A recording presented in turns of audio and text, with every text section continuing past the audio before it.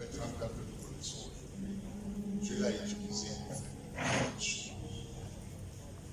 En très peu de temps, avec moins de moyens, mais le Seigneur l'a utilisé pour faire des choses merveilleuses, pour délivrer, pour libérer les captifs, pour affranchir, pour sauver les âmes. S'il vous plaît, vous voudrez qu'on vous pousse la prière.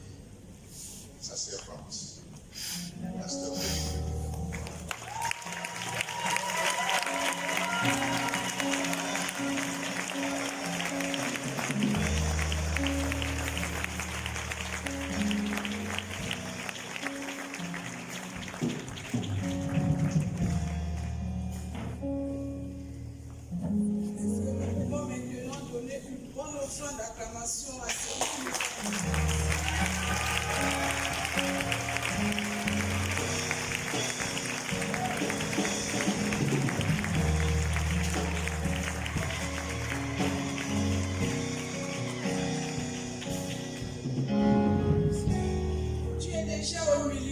Cet après-midi, nous pouvons confirmer ta présence.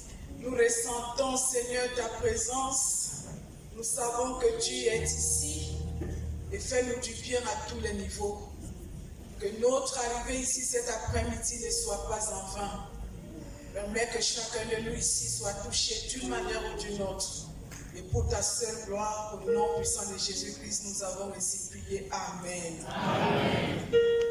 Je suis reconnaissante à l'Éternel pour tous ses bienfaits. Et surtout cette année, il a été très favorable envers nous au niveau de l'Institut biblique. Nous avons suivi beaucoup de témoignages et c'est le temps qui est court. Il y en a d'autres étudiants qui sollicitaient témoigner par rapport au toucher de Dieu durant toute leur formation. Nous sommes vraiment reconnaissants et nous donnons toute la gloire à l'Éternel.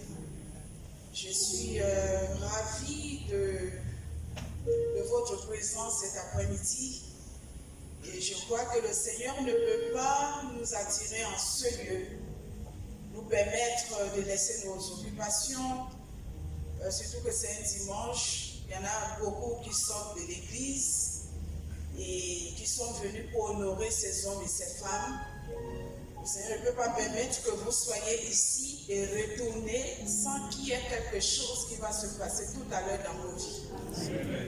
Si tu es convaincu que le Seigneur peut te localiser dans les instants qui suivent, dis Amen. Amen. Le thème central de mon exhortation de cet après-midi s'intitule Sortons de Bethsaïda. Sortons de Bethsaïda. Le ministère de guérison de Jésus s'est étendu à diverses catégories d'aveugles. Et pourquoi? Pour nous prouver que, quel que soit ton cas de naissance, quelle que soit la manière que Dieu a voulu que tu sois dans ce monde, quel que soit le conflit ou que tu sois opprimé, je suis venue te dire cet après-midi que Jésus a le dernier mot pour ta situation. Et il est lui-même la solution de ta situation. Sortons de Bethsaïda, c'est l'histoire de l'aveugle. De Bethsaïda qui va nous édifier ce soir. Et cela est dans le livre de l'apôtre Marc, au chapitre 8, à partir du verset 22 jusqu'au verset 26.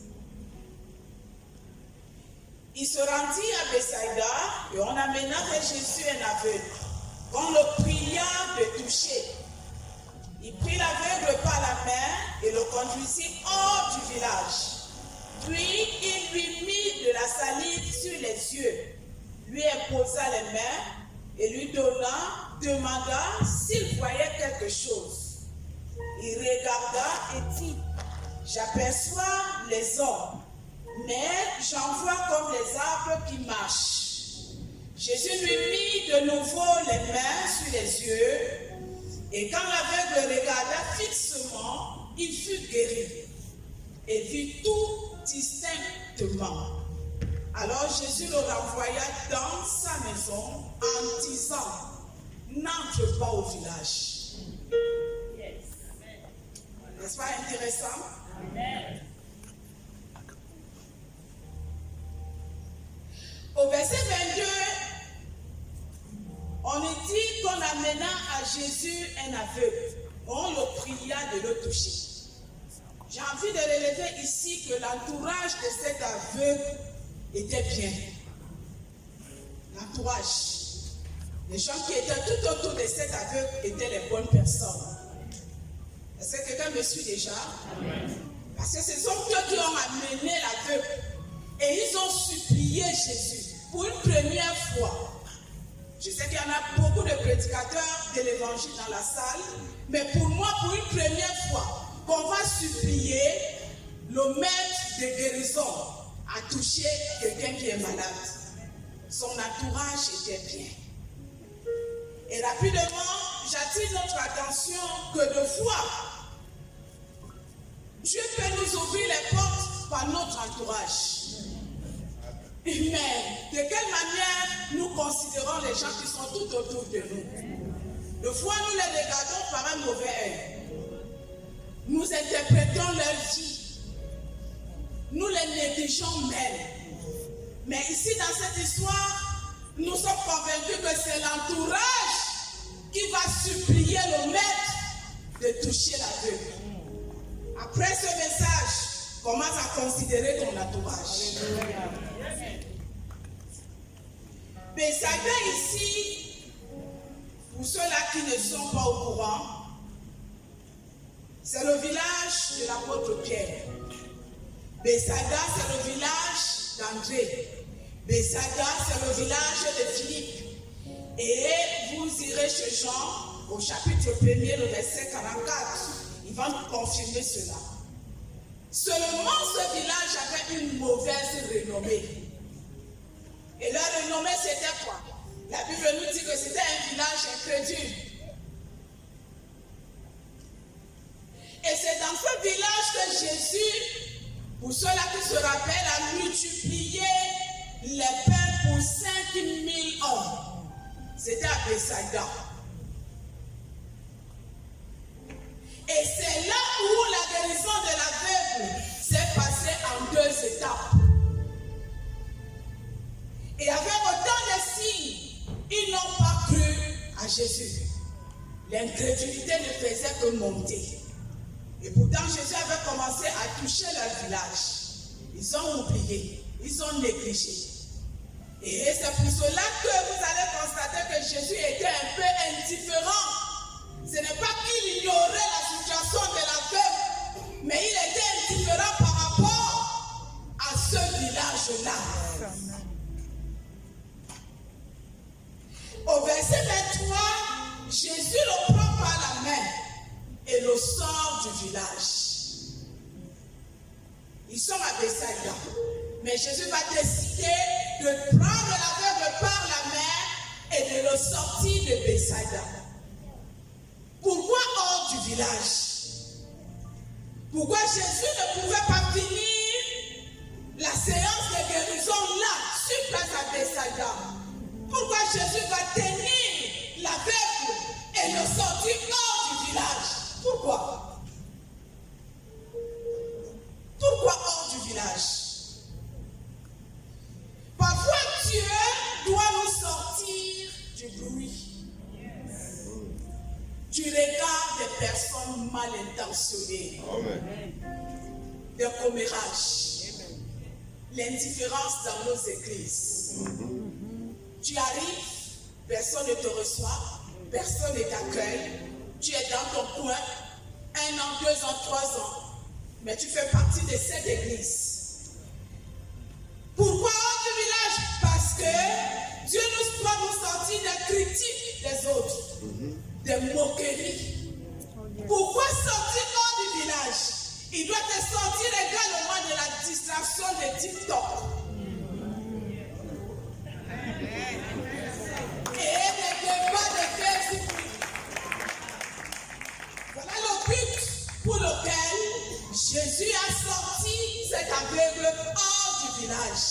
Et j'ai envie de dire à quelqu'un ce soir que ça doit ressembler à ta situation. Jésus se prépare à te sortir de quelque part. Et il te sort de quelque part. Pourquoi? Pour qu'il ait sorti la terre du village. Parce que le plus souvent, le miracle ne se fait pas dans le bruit. Oh yes. Quelqu'un est d'accord avec moi? Le miracle ne se fait pas dans le bruit. Chaque fois que nous sollicitons l'intervention de Dieu, si tu es dans le bruit, sors de là. Le miracle se fait dans le silence. Amen. Amen. Ça peut tarder hier. Le Seigneur m'a visité.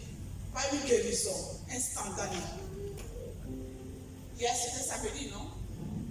Nous étions à l'Institut biblique pour clôturer. Par la grâce de Dieu, nous nous sommes rapprochés de la table du Seigneur. Et depuis la semaine, tout d'un coup, j'avais mal à mon poignet là. J'avais du mal même à conduire. J'ai dit à l'enfant que si tu peux me frotter le baume. Elle me dit, maman, mais qu'est-ce que tu as eu? Tu as soulevé quelque chose? J'ai dit, je ne sais pas. Le mal est là. Mais pour toucher, même soulever quelque chose de ce côté, c'était impossible. Mais hier, pendant que nous étions à l'école, en prenant la Sainte Seine, le mal a disparu.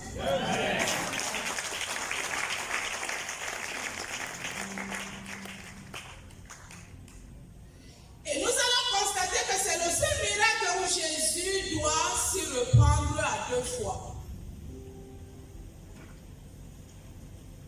La première étape, il pose la question à l'aveugle. Il répond, il voit flou. Il voit comme les arbres qui marchent. La deuxième étape, il va répondre à Jésus, je vois distinctement. Et toutes ces questions, pourquoi?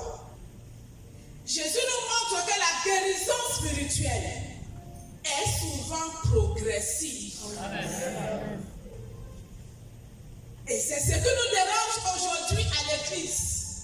Dès que tu as subi une situation, ça peut être la maladie, ça peut être un autre trouble, dis-tu au tac, Dieu doit intervenir.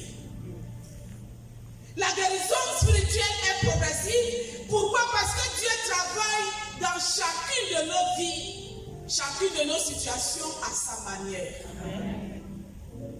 Dieu travaille à sa manière. Parce qu'il reste Dieu. Il est souverain. Au verset 23, la question de Jésus. Vois-tu quelque chose? Il nous demande de dire où on en est. Il veut faire l'évaluation de notre situation. Il pose la question aux malvoyants. Vois-tu quelque chose? Et l'aveugle répond, Seigneur, je vois flou. Et la réponse de cet aveugle relève ici l'honnêteté. Quelqu'un est d'accord? Il va répondre, oui, je vois flou. Ça relève de l'honnêteté. Beaucoup de chrétiens camouflent leur situation. On t'amène à l'église. L'église là où il y a la présence de Dieu. Tu caches ta situation. Tu n'avoues rien au berger de cette église.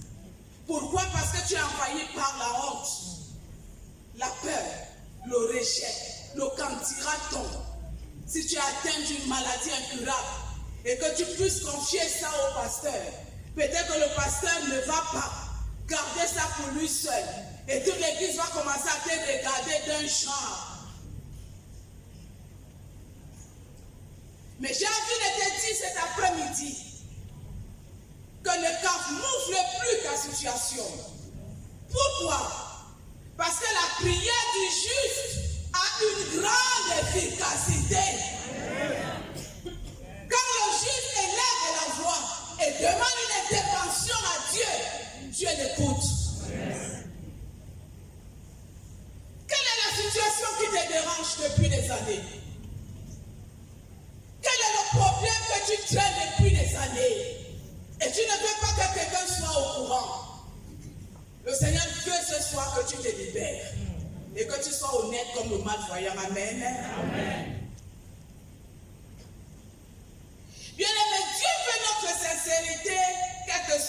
situation qu'on traverse, il faut que tu sois sincère. Il y a des fois, tu peux aller à l'hôpital et quand on te couvre que tu es atteint d'une maladie. L'hôpital a dit une chose. Toi, au quartier, tu vas interpréter une autre. Dieu n'aime pas ça. Quelle est la place de Dieu? Comment il peut intervenir? La sincérité. Au verset 26, puis il le renvoya dans sa maison en disant, n'entre pas au village et n'en parle à personne. C'est cette partie qui m'intéresse plus. Jésus lui-même, qui a déjà touché cet aveugle, et il lui donne la recommandation, n'entre pas au village. Est-ce que quelqu'un peut te dire que ne parle pas les vacances à ton village? Quelqu'un peut t'interdire? Quelqu'un peut t'interdire que les vacances là ne parlent pas au village? Pourquoi cette fois de recommandation de la part du Seigneur à ce malvoyant? N'entre pas au village. Pourquoi cette fois de recommandation? C'est parce que beaucoup de nos bénédictions ne mettent pas du temps. À peine le Seigneur te visite, il ouvre une petite fenêtre. C'est tout le pays qui est au courant.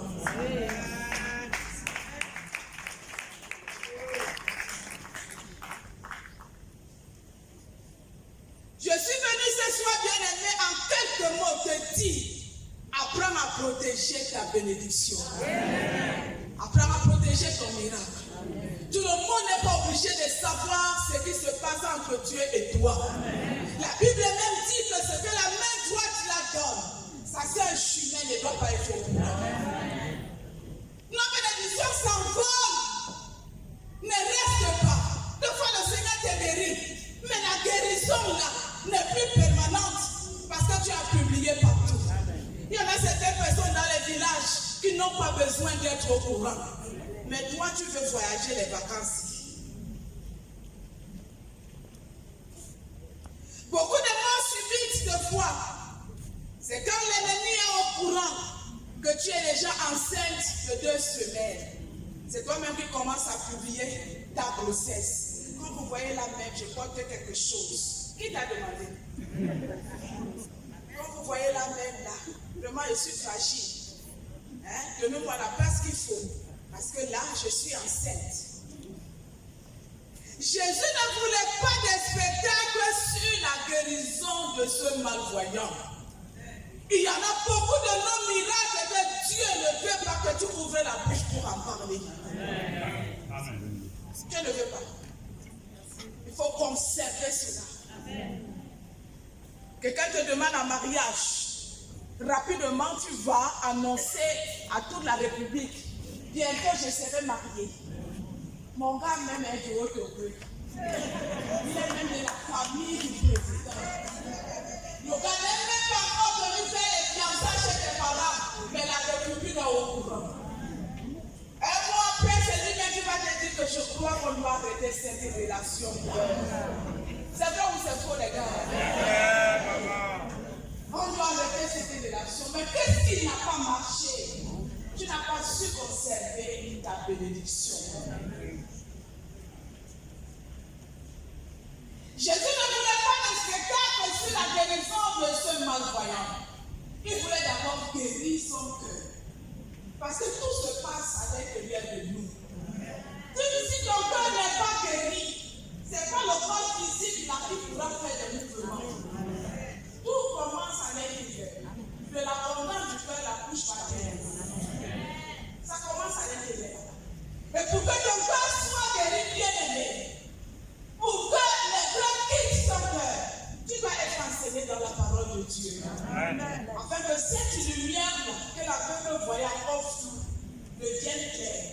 Si tu n'es pas enseigné dans la parole, tu vas continuer à voir flou. Et que cela ne soit pas le cas de quelqu'un ici au nom de Jésus. La puissance de la parole. Car elle est déjà assise en nous. C'est elle qui va permettre que ta vue devienne claire. On peut être dans une église et ne pas être enseigné. Je suis dans une église de l'Évêque. Je suis la fille de mes pasteurs. Parce qu'à 11 ans, quand je vais entrer en 6e, mes parents vont m'envoyer grandir chez eux.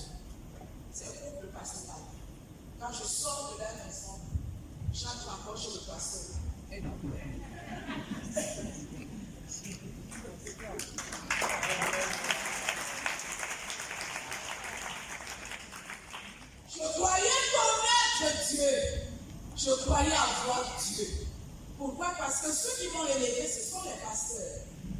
C'était église, école, maison.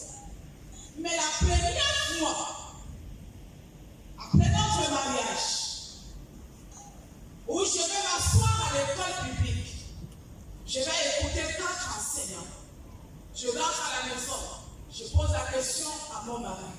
Comment est-ce que je dois faire pour m'inscrire dans cette école? Il me dit, madame, tu es la femme du fondateur. Tu n'as pas besoin de te poser des questions. Achète seulement un gros cahier, prends ta Bible, et la semaine prochaine, tu viendras à l'école publique.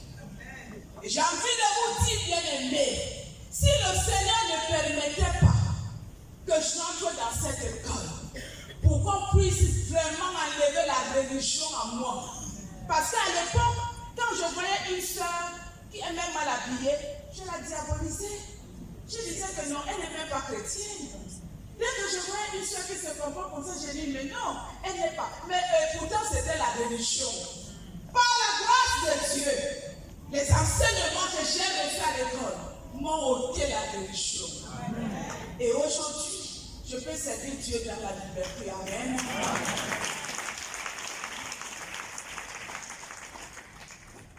Il voulait d'abord guérir son cœur.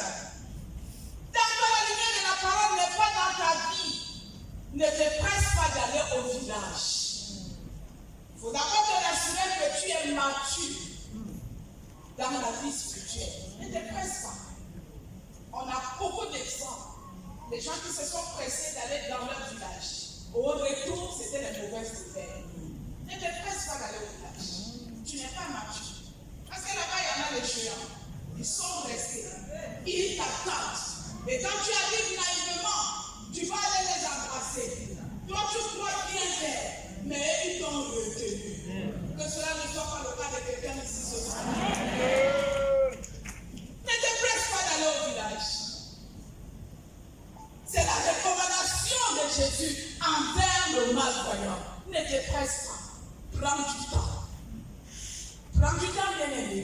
Ne cours pas vite pour annoncer certaines bénédictions. Reste tranquille.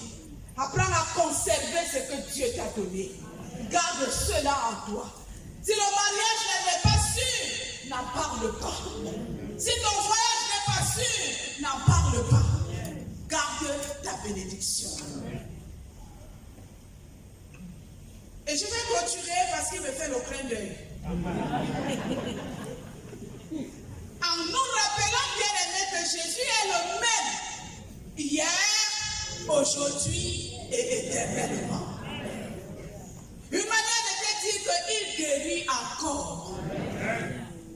Ce qu'il a fait au malvoyant, il peut le faire ce soir dans ta vie. Jésus opère encore des miracles. Les miracles sont d'actualité. Ce n'est pas le passé. Ça peut se faire aujourd'hui dans ta vie. Mais il guérit encore. Mais tout dépend de l'attitude de ton cœur. C'est cette attitude qui te permettra de recevoir ton miracle. Quel est l'état de ton cœur? Tu es dans l'attente. Qu'est-ce que tu veux que Dieu fasse? Tu es dans le jugement. Tu es en train de dire que pourquoi c'est à moi que ça arrive? Que le Seigneur te bénisse, ma fille. Pourquoi c'est à moi que ça arrive? Le mal qu'on a détecté, pourquoi c'est à moi? Cesse de poser des questions pareilles à Jésus. Dis-lui seulement que Seigneur, je suis disponible. Parce que la boisson est grande, mais il y a peu d'ouvriers. Je ne peux pas me lancer dans la boisson étant handicapé. J'ai envie de te servir, mais libère-moi de ce corps malade. Au lieu d'accuser Jésus, pourquoi c'est chez moi qui a la maladie? Pourquoi c'est chez moi qui a telle situation? Pourquoi c'est moi? Pourquoi le retard de ne pas se marier? Pourquoi telle chose? Pourquoi moi je n'ai pas la promotion? Le Seigneur veut juste que ton cœur soit disponible pour lui. Amen. Amen. Nous avons suivi beaucoup de témoignages ici. Il y a madame ou mademoiselle Goma qui a témoigné par rapport à une situation qui l'a gênée. Et un jour à l'école publique, elle va m'interpeller, elle va m'expliquer sa situation. Je lui ai dit que cette année, où tu es venu à l'Institut biblique, si ton cœur est disponible pour Dieu, tu n'as pas besoin de l'ombre. Dieu lui-même est ton ombre. Amen. Le Seigneur va opérer le miracle. Et le Seigneur a fait. Nous nous rendons grâce. L'état de ton cœur, la disponibilité de ton cœur, les accusations. Seigneur, pourquoi c'est moi? Pourquoi ce sont mes enfants qui sont égarés? Et pourtant, Josué a fait la déclaration, moi et ma maison, nous servirons l'Éternel. Mais moi, je suis plongé dans l'œuvre. Mes enfants ne me suivent pas. Pourquoi? Non. Continue à servir Dieu. Et en lui disant, Seigneur, quelle que soit la situation, cela ne va pas me stopper à te servir. L'état de ton cœur. Et quand le Seigneur verra la sincérité de ton cœur, il va te guérir. Il a le droit et l'obligation de te guérir. Amen. Que le Seigneur nous bénisse.